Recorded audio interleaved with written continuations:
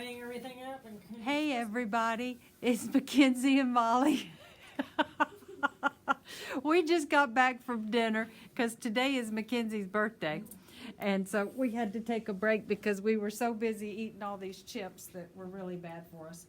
So what we're going to do now is we have gotten the all of the front and back sewn together. Oh goodness gracious, yeah. Okay, so I still have little bits of yellow thread everywhere. Anyway, we had to do a little disassembly called erasing in sewing parlance. And so we did that, and now we've got our front and back sewed together, and all of our pockets are inside here. And we left an opening because we sewed on the three sides, and we left an opening. So show them where your opening is, Mackenzie. opening. There's her opening. There's my opening. Now what we have to do is we have to clip our corners, and we have to grade the seams a little bit, because once we turn this right side out, it's going to be really thick and bulky on these edges, and that's just too much bulk to worry with and to top stitch if we want to. So this is what we're going to do. First of all, we've got to clip all of our corners, and you clip your corners just like this, close to your sew line, but not over your stitching, on all four of your corners, just like that. Okay? And I hope y'all can see this, just like that. Now, our seams, and this is a bigger seam on this side. We're going to grade the seams. So first thing I'm going to do is I'm going to make this seam a little bit more even. Cut off a little bit of that uneven edge right there. And then I have some pinking shears. They're going to help with this job. And I'm going to separate these layers a little bit. I'm going to take these first two layers here, and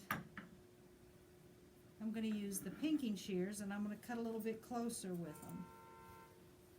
Oh, somebody outside, their horn's going off.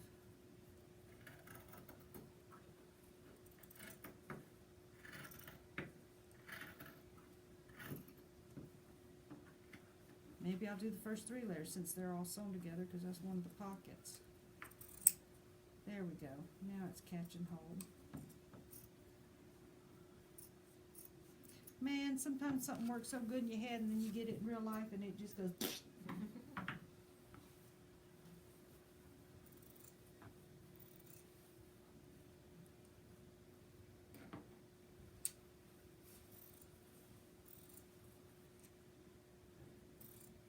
There it goes. Alright, I got one of them down.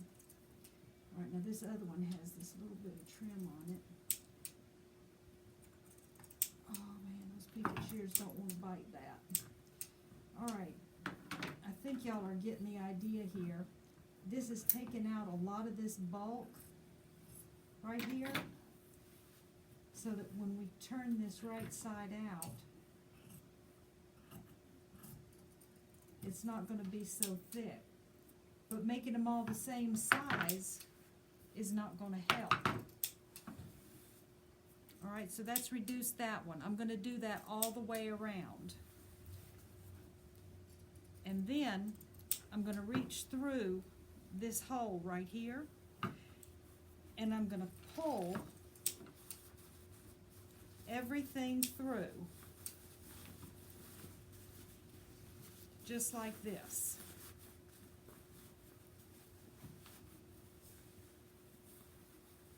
Now I back stitched on both edges of that opening.